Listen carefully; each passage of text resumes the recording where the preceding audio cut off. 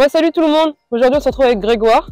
Donc, on est à la réserve. Quelle réserve on est là exactement? Alors, on est sur la réserve de chasse et de faune sauvage de Saint-Georges-de-Beaune. Ok, d'accord. Donc, c'est dans la Manche. Donc, aujourd'hui, on va fabriquer des nichoirs pour les disposer ensuite dans la réserve.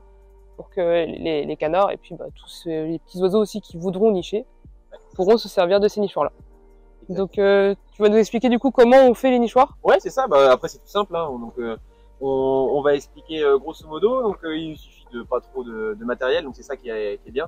C'est que lors qu'on a un bout de grillage, que ce soit déjà un grillage à réutiliser ou un grillage qu'on achète, du foin, donc de la récupération de foin ou même de la paille, ça peut marcher. L'idéal, c'est le foin qui est à proximité, donc du foin de marée, parce qu'il est largement plus fibreux.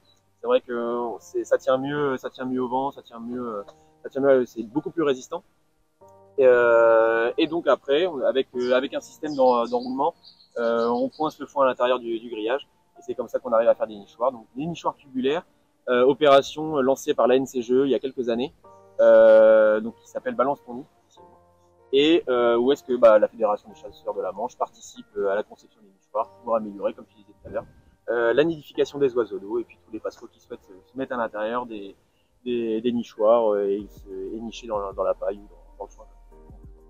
Ok, super. Alors on va commencer. Ouais, c'est parti.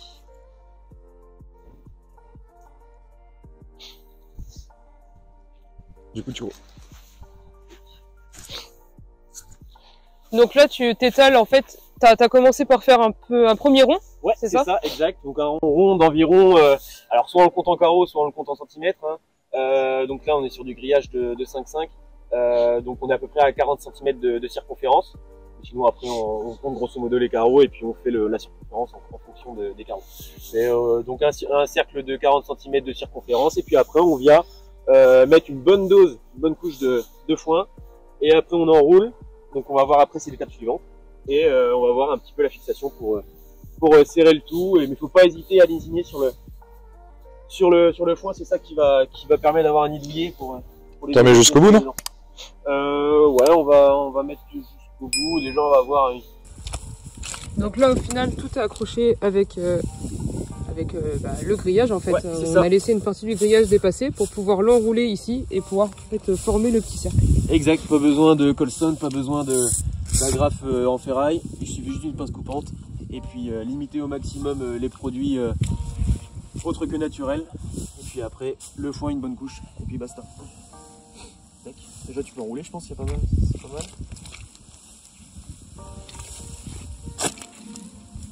Tac. Alors, attends 2 secondes.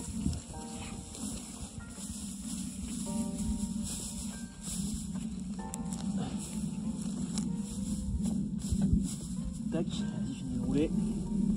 Tac, c'est bon. Tac, bien serré.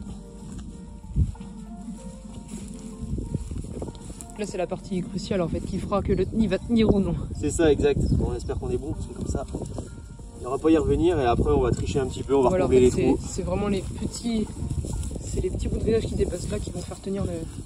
Et ça, on l'a coupé en conséquence pour laisser un petit peu de grillage dépasser. Et puis après, de revenir serrer dessus. Et on va tricher un petit peu, on va recombler les trous qui manquent là. Là, on voit qu'il est quand même pas mal. Tac.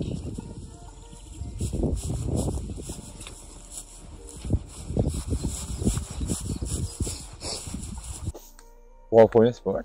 Bon, ouais. Moi, je dormirais bien dedans. Bah, franchement. On va te laisser toute une nuit là-dedans. On verra après. Bah, écoute. Donc là, on est pas mal. Et alors, l'étape. Tu vois, Anthony, t'en as dans la main.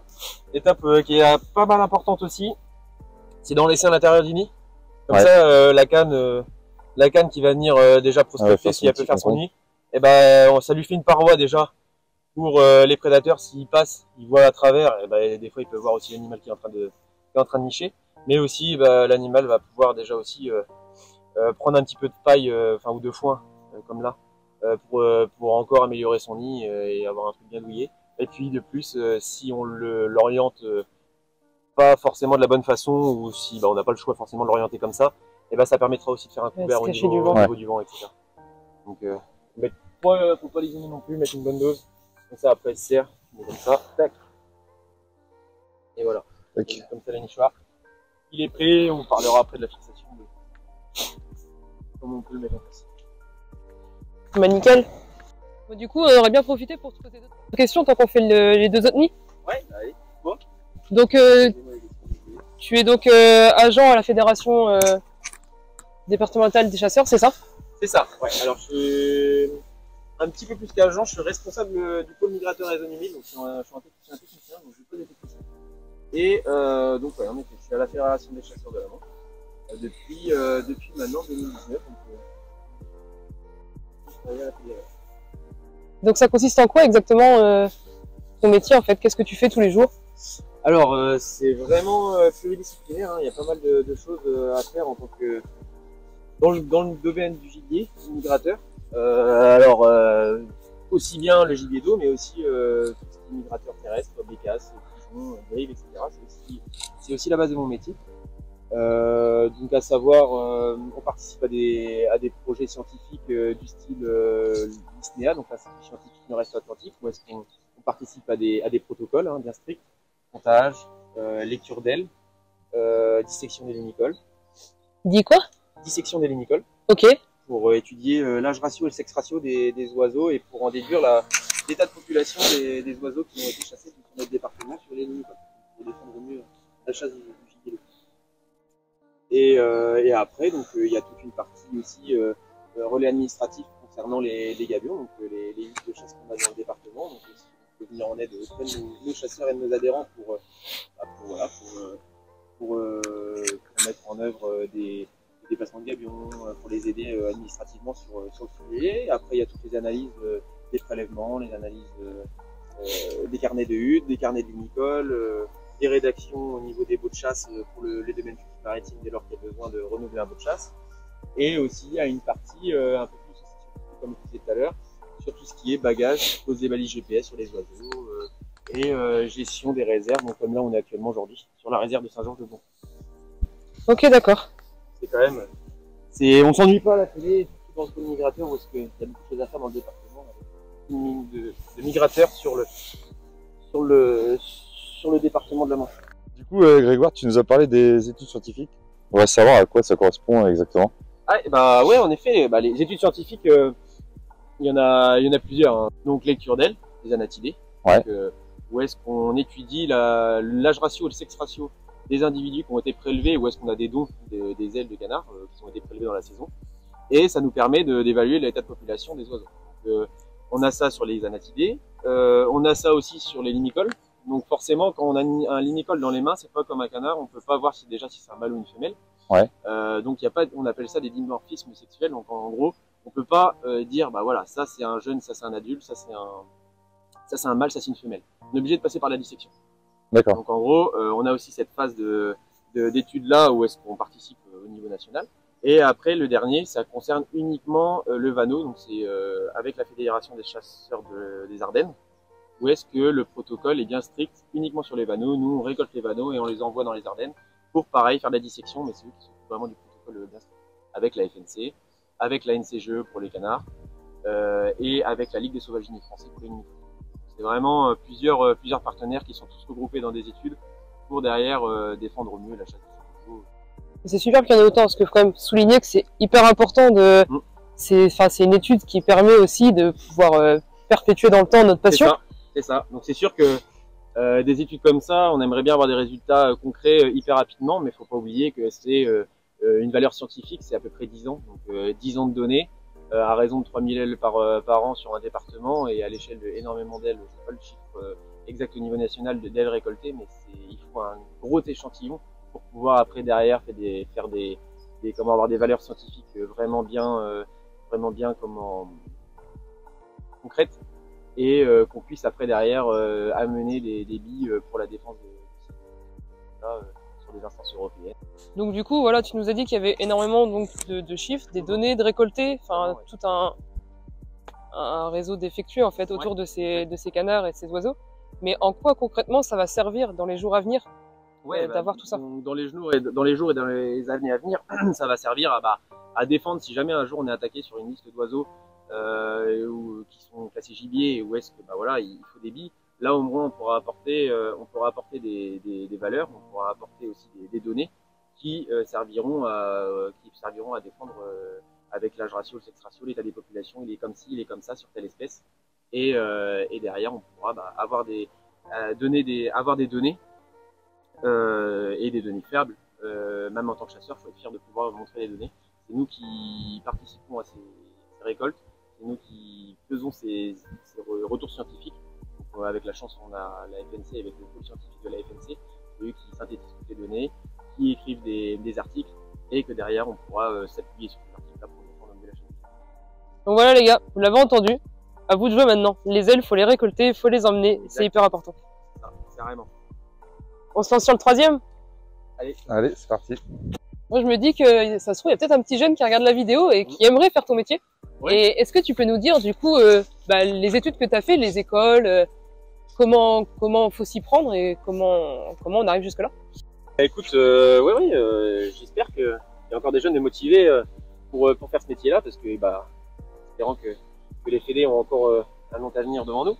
Mais pour ma part, le cursus, c'est entre guillemets assez simple. J'ai fait un bac général, un bac ES, je sais plus, mais un bac ES. Et après, ensuite, je suis parti sur un BTS, donc BTS Gestion et Protection de la Nature, dans l'Orne. Où est-ce que c'est une école un peu spécialisée dans tout ce qui est gestion des milieux naturels, opérations de génie écologique, connaissances en termes d'espèces, etc. Et après, sachant que dans l'Orne, c'était plus domaine forestier, domaine landicole et prairies, etc. Et que je voulais approfondir un petit peu les connaissances, parce que nous, on est situé juste à côté du littoral. J'ai fait une licence d'aménagement des milieux naturels, plus option littorale sur Brest. Donc, en gros, je suis titulaire d'une licence à maintenant, quoi, avec un bac plus 3. Et puis, j'avais commencé en fédé, donc en fédé à la Fédé de la Somme, en stage de ma licence, pendant 6 mois. Et puis après, de fil en aiguille, je suis rentré à la Fédé de la Manche, dont je suis originaire. Et puis, voilà, c'est comme ça que je suis arrivé à la Fédé de la Manche. Ok. Donc toi, la licence, c'est parce que voilà, tu voulais approfondir tes connaissances. C'est ça. Mais sinon, donc un BTS suffit à pouvoir Alors, intégrer. Un BTS peut suffire donc pour rentrer en tant que qualité d'agent technique de développement pour une fédération, par exemple. Après, moi, je conseille toujours un petit peu plus, soit une formation spécifique. Donc, on appelle ça le CSTC, donc c'est un certificat de technicien synergétique. C'est une formation sur 1 an. Donc, il y a une école sur Vire, comme ça, qui permet d'avoir un cursus un petit peu supplémentaire et des connaissances supplémentaires sur la gestion des espèces, sur vraiment le métier du technicien synergétique. Et donc oui, en effet, un BTS peut suffire, donc un bac plus 2 peut suffire pour devenir agent technique de développement sur une fédé. Et puis par contre après c'est la motivation surtout qui prime auprès des fédés. Dans ton boulot, t'es plus journée solo ou Alors, ça tu dépend. travailles plus en équipe? Ça dépend. Après, donc nous, à la Fédération des chasseurs de la Manche, on est 13 salariés. D'accord. Qui sont répartis un petit peu différemment. On a des responsables de pôle, donc grand gibier, petit gibier, gibier de migrateur et gibier d'eau. Et après, on a des techniciens de secteur. Donc après, on peut être amené à travailler avec les techniciens de secteur, on peut être amené à travailler avec les responsables de pôle. Par exemple, dans le cadre de la rédaction du schéma départemental, là, qu'on est en train de rédiger, on travaille vraiment en commun sur des thématiques bien précises. Et après, oui, en effet, il y a une partie aussi solo, où est-ce que je suis dans mon bureau, je fais mes rapports, je fais mes analyses, etc. Donc il y a vraiment une partie des deux bien distincte. Du coup, tu fais plus de bureau que de terrain alors? Alors voilà, oui, je fais plus du bureau que terrain. Après, j'ai quand même une partie terrain qui est bien appréciée, parce que ça fait du bien de sortir un petit peu du bureau de temps en temps. Mais oui, là en fait, c'est par période. L'hiver, je suis un peu plus à l'extérieur, du fait des comptages, du fait des différentes missions qu'on a amenées à être à l'extérieur. C'est là où est-ce que le migrateur est bien présent, donc forcément il faut aller au plus proche des migrateurs à ce moment-là. Et après, en période estivale et printanière, oui, je suis un peu plus en phase bureau, rédaction des dossiers, où est-ce que j'ai pu faire les protocoles d'hiver, etc. D'accord. C'est une bonne partie bureau, où est-ce que oui, faut s'y faire. C'est sûr que c'est peut-être pas forcément le plus beau du métier, parce que voilà, quand on est en plein milieu de la réserve, c'est toujours plus agréable. Mais c'est une partie où on a besoin de faire sur les analyses. Bon ben voilà, maintenant qu'on a terminé nos nids, donc on les met sur des poteaux, c'est ça? Exact. Ouais, donc forcément on les met sur les poteaux pour après les installer directement dans les fossés, dans les mares, sur barre de chasse, que ce soit fossé, que ce soit rivière, etc. Où est-ce que les oiseaux d'eau sont présents. Et donc on a juste à les planter, et puis après c'est le rôle de l'oiseau, c'est à lui de jouer. Voir s'il prospectait déjà les zones, et après voir s'il monte dans le nid, et puis s'il s'acclimate au nid pour faire son temps. Donc là c'est pareil, hein, pour fixer le poteau au nid, aucun outil en plus. On a simplement en fait glissé le poteau à travers les mailles du grillage. On va en faire un du coup pour le montrer, c'est ça? C'est ça, exact, ouais. Du coup c'est simple, hein. Forcément on a pris les mailles en conséquence, on a pris aussi le puits en bois en conséquence par rapport au diamètre. Et puis après, par un jet de tressage, on arrive bien à le fixer. Donc forcément, faut que ça soit un petit peu tendu pour que ça tienne bien.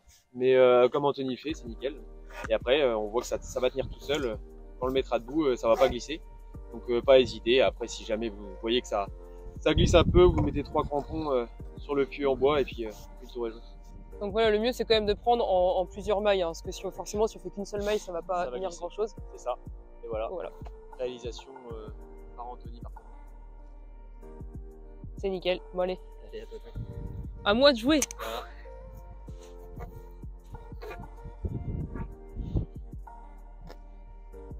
Il n'y a pas besoin de force, hein. Franchement ça se fait vraiment bien. Attends, je vais le finir et après je parlerai parce que sinon je sens que je vais pas y arriver. Hop. Et bah voilà. Je le mets plus ou comme ça c'est bon? Là, comme ça c'est pas mal. Ok. Après, en fonction du niveau d'eau, on verra comment l'adapter, mais là on est pas mal. Bah, c'est super. Allez hop, mon baluchon, je m'en vais.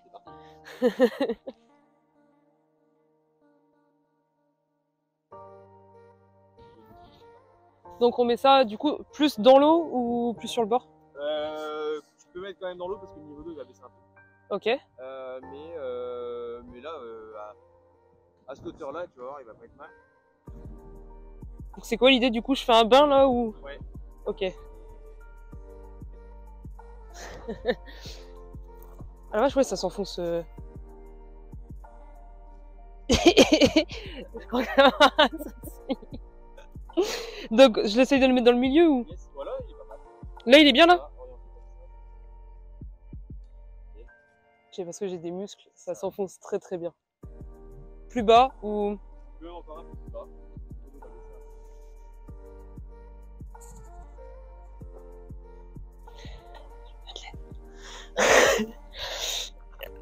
Merci.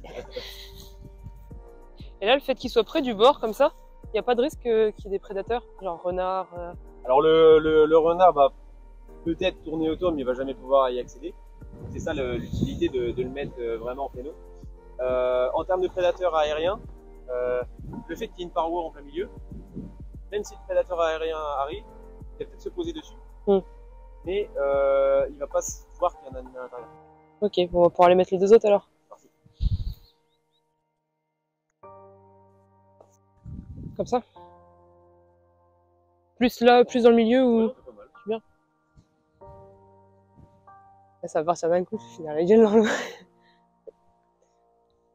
Ah, j'ai moins de muscles que de l'autre côté. Hein. Ah, j'arrive pas à l'enfoncer plus.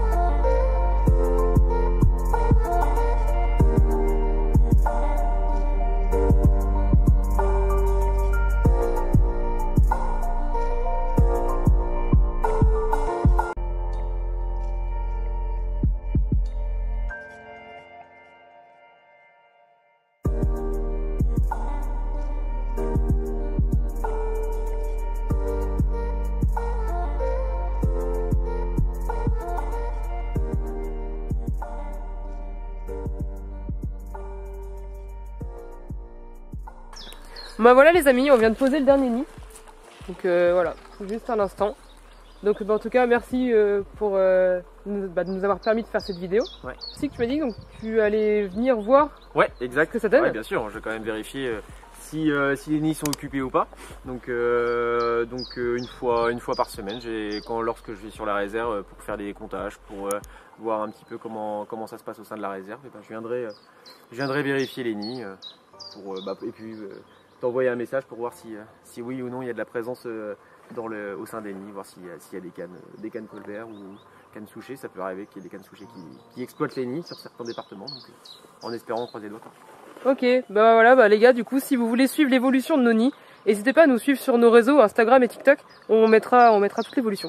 Voilà, bah merci beaucoup, à la prochaine.